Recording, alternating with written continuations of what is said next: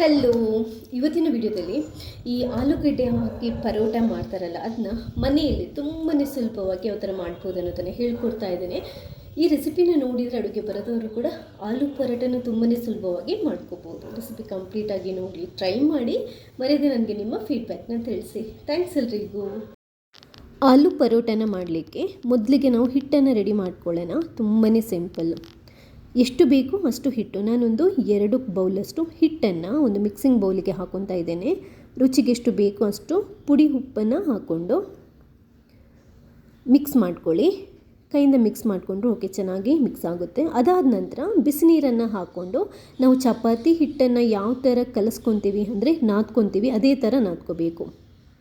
ಫಸ್ಟಿಗೆ ನೀರು ಹಾಕಿ ಕೈಗೆ ಸ್ವಲ್ಪ ಅಂಟೋ ಥರ ನಾದ್ಕೋಬೇಕು. ಬಟ್ ತುಂಬ ನೀರು ಹಾಕಿ ತುಂಬ ಮೆತ್ತಗೆ ನಾದ್ಕೋಬಾರ್ದು ಪರೋಟ ಹಿಟ್ಟನ್ನು. ಕೊನೆಯದಾಗಿ ಒಂದು ಸ್ವಲ್ಪ 1 ಟೇಬಲ್ ಸ್ಪೂನಷ್ಟು ಕುಕ್ಕಿಂಗ್ ಆಯಿಲನ್ನು ಹಾಕಿಬಿಟ್ಟು ಹಿಟ್ಟನ್ನು ಮತ್ತೊಂದು ಸರಿ ನಾದ್ಕೋಬೇಕು. ಜಾಸ್ತಿ ಆಯಿಲ್ ಹಾಕೋದು ಬೇಡ, ಸ್ವಲ್ಪನೇ ಆಯಿಲ್ ಹಾಕ್ಕೊಂಡು ಹಿಟ್ಟನ್ನು ಮೆತ್ತಗೆ ನಾದ್ಕೋಬೇಕು. ಈ ಥರ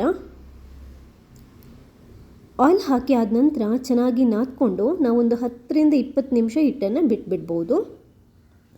ನೀವು ಹಿಟ್ಟನ್ನು ಇಡ್ತೀರಲ್ವ, ಆವಾಗ ಮೇಲ್ಗಡೆಯಿಂದ ಒಂದು ಸ್ವಲ್ಪ ಆಯಿಲನ್ನು ಸವರ್ಕೊಳ್ಳಿ, ಇಲ್ಲದಿದ್ದರೆ ಡ್ರೈ ಆಗುತ್ತೆ ಮೇಲ್ಗಡೆ ಹಿಟ್ಟು. ಅದಾದ ನಂತರ ಒಂದು ಬಟ್ಟೆನ ಕ್ಲೋಸ್ ಮಾಡಿ ಈ ಪಾತ್ರೆಗೆ ಇಟ್ಬಿಡ್ಬೋದು, ಅಥವಾ ಮುಚ್ಚಳನ ಮುಚ್ಚಿಟ್ಬಿಟ್ಟು ಇಟ್ಬಿಡಬೇಕು. ಸ್ವಲ್ಪ ಆಯಿಲನ್ನು ಕೋಟ್ ಮಾಡಿಕೊಂಡು ಇಡ್ತಾ ಇದ್ದೇನೆ. ಇವಾಗ ಒಂದು ಆಲೂಗಡ್ಡೆ ಸ್ಟಫನ್ನು ರೆಡಿ ಮಾಡಬೇಕು. ನಾನು ಆಲೂಗಡ್ಡೆನ ಉಪ್ಪು ಹಾಕ್ಕೊಂಡು 2 ಕಟ್ ಮಾಡಿ ಕುಕ್ಕರಲ್ಲಿ ಬೇಯಿಸ್ಕೊಂಡು ಇಟ್ಕೊಂಡಿದ್ದೇನೆ. ಬೇಯಿಸುವಾಗ ನೆನಪಿಟ್ಕೊಳ್ಳಿ, ತುಂಬ ನೀರು ಆಲೂಗಡ್ಡೆ ಒಳಗಡೆ ಹೋಗಬಾರ್ದು. ಇದನ್ನ ಚೆನ್ನಾಗಿ ಸಿಪ್ಪೆ ತೆಗೆದು ಸ್ಮ್ಯಾಶ್ ಮಾಡ್ಕೋಬೇಕು. ಅದಕ್ಕೆ ಸ್ವಲ್ಪ ಕೊತ್ತಂಬರಿ ಸೊಪ್ಪು, ಚಿಕ್ಕದಾಗಿ ಕಟ್ ಮಾಡ್ಕೊಂಡಿರುವಂಥ ಒಂದು ತುಂಡು ಶುಂಠಿ, 2 ಹಸಿಮೆಣಸಿನ್ಕಾಯಿ, ಚಿಟಿಕೆಯಷ್ಟು ಅರಿಶಿನ ಪುಡಿ, ಒಂದು ಅರ್ಧ ಟೇಬಲ್ ಸ್ಪೂನಷ್ಟು ಜೀರಿಗೆ, 1/4 ಟೇಬಲ್ ಸ್ಪೂನಷ್ಟು ಓಂಕಾಳು, ಒಂದು ಸ್ವಲ್ಪ ಗರಂ ಮಸಾಲ ಪುಡಿ, ಸ್ವಲ್ಪ ಕೊತ್ತಂಬರಿ ಪುಡಿ, ಒಂದು ಸ್ವಲ್ಪ ಜೀರಿಗೆ ಪುಡಿ, ಮತ್ತೊಂದು ಸ್ವಲ್ಪ ನಾನು ಈ ಆಮ್ಚೂರ್ ಪೌಡರ್ ಅಂತಾರೆ ಅಥವಾ ಚಾಟ್ ಮಸಾಲ ಕೂಡ ಹಾಕೋಬಹುದು. ಒಂದು ಸ್ವಲ್ಪ ಶುಂಠಿ ಬೆಳ್ಳುಳ್ಳಿ ಪೇಸ್ಟ್, ಇಷ್ಟನ್ನು ಹಾಕ್ಕೊಂಡು ನೀಟಾಗಿ ಮಿಕ್ಸ್ ಮಾಡ್ಕೊಳ್ಳಿ. ಇದಕ್ಕೊಂದು ಸ್ವಲ್ಪ ಉಪ್ಪನ್ನು ಬೇಕಾದರೂ ಸೇರಿಸ್ಕೋಬೋದು. ನಾನು ಆಲೂಗಡ್ಡೆ ಬೇಯಿಸುವಾಗಲೇ ಉಪ್ಪನ್ನು ಸೇರಿಸಿದ್ದಿರೋದ್ರಿಂದ ಇವಾಗ ನಾನು ಇದಕ್ಕೆ ಉಪ್ಪು ಹಾಕ್ತಾ ಇಲ್ಲ. ಉಪ್ಪು ನೋಡಿಕೊಂಡು ನೀವು ಅಡ್ಜಸ್ಟ್ ಮಾಡ್ಕೊಳ್ಳಿ, ಏನೂ ತೊಂದರೆ ಇಲ್ಲ. ನೋಡಿ, ಕೈಯಲ್ಲಿ ಈ ಥರ ಸ್ಟಫ್ ಇದೆಯಲ್ಲ, ಉಂಡೆ ಕಟ್ಟಲಿಕ್ಕೆ ಕರೆಕ್ಟಾಗಿ ಬರಬೇಕು. ಇದಕ್ಕಿಂತ ಮೆತ್ತಗಾದರೆ ಪರೋಟ ಒಡೆದೋಗುತ್ತೆ. ಅಷ್ಟೊತ್ತಿಗೆ ನಮ್ಮದು ಹಿಟ್ಟು ಕೂಡ ರೆಡಿ ಆಗಿದೆ. ಇವಾಗ ನಾವು ಚಪಾತಿಯನ್ನು ಮಾಡಿಕೊಂಡು ಈ ಸ್ಟಫನ್ನು ಅದರೊಳಗಡೆ ಪರೋಟ ಥರ ಹಾಕಿ ರೆಡಿ ಮಾಡ್ಬೋದು. ಮೊದಲಿಗೆ ಹಿಟ್ಟನ್ನು ನಾವು ಉಂಡೆ ಮಾಡ್ಕೊಳ್ಳೋಣ. ಹಿಟ್ಟು ತುಂಬ ಮೆತ್ತಗಾಗಬಾರ್ದು, ಕಲಸಿಟ್ಕೊಳ್ಳುವಾಗಲೇ ಕೇರ್ಫುಲ್ಲಾಗಿ ನೋಡ್ಕೊಳ್ಳಿ. ಈ ಕೆಲವೊಂದು ಟಿಪ್ಸನ್ನು ಫಾಲೋ ಮಾಡಿದರೆ ತುಂಬಾ ಸಿಂಪಲ್ಲಾಗಿ ಪರೋಟ ಯಾರು ಬೇಕಾದರೂ ಮಾಡ್ಬೋದು. ನೀವು ಹಿಟ್ಟನ್ನು ಫಸ್ಟ್ ಚಪಾತಿ ಥರ ಮಾಡ್ತಿರಲ್ಲ, ಒಣ ಹಿಟ್ಟು ಸ್ವಲ್ಪ ಜಾಸ್ತಿ ತಗೊಳ್ಳಿ. ಯಾಕಂದರೆ ಆಲೂ ಸ್ಟಫಿಂಗ್ ಮಾಡಬೇಕಾಗಿರೋದ್ರಿಂದ ಕೊನೆಗೆ ಅದು ಒಡೆದೋಗುತ್ತೆ. ಅದರಿಂದ ಒಣ ಹಿಟ್ಟನ್ನು ಚೆನ್ನಾಗಿ ಹಾಕ್ಕೊಂಡು ಫಸ್ಟ್ ಒಂದು ರೌಂಡ್ ಈ ಥರ ಲಟ್ಟಿಸ್ಕೊಂಡು ಚಿಕ್ಕ ಚಪಾತಿ ಥರ ಮಾಡ್ಕೋಬೇಕು.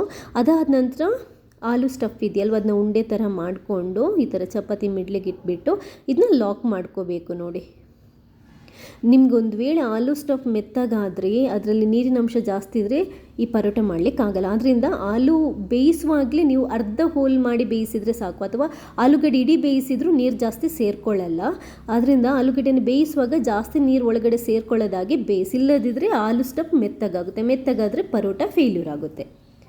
ಸೊ ಲಾಕ್ ಮಾಡಿಕೊಂಡು ನಮಗೆ ಜಾಸ್ತಿ ಇರುವ ಹಿಟ್ಟನ್ನು ತೆಗೆದುಬಿಟ್ಟು ಮತ್ತೊಂದು ಸರಿ ಕೈಯಿಂದ ಕರೆಕ್ಟಾಗಿ ಈ ಥರ ಉಂಡೆ ಮಾಡಿಕೊಂಡು ಮೇಲ್ಗಡೆ ಮತ್ತೆ ಒಣ ಹಿಟ್ಟನ್ನು ಹಾಕ್ಕೊಂಡು ಇವಾಗ ನೀಟಾಗಿ ಲಟ್ಟಿಸ್ಕೋಬೇಕು. ತುಂಬ ಜಾಸ್ತಿ ಒತ್ತಿ ಏನು ಲಟ್ಟಿಸ್ಕೊಳ್ಳುವಂಥ ಅವಶ್ಯಕತೆ ಇಲ್ಲ. ಪರೋಟ ಸ್ಟಫ್ಡ್ ಪರೋಟ ಆಗಿರೋದ್ರಿಂದ ಮೆತ್ತಗೆ ನಾವು ಲಟ್ಟಿಸ್ಕೊಂಡ್ರೆ ನೀಟಾಗಿ ನಮಗೆ ರೆಡಿ ಆಗುತ್ತೆ.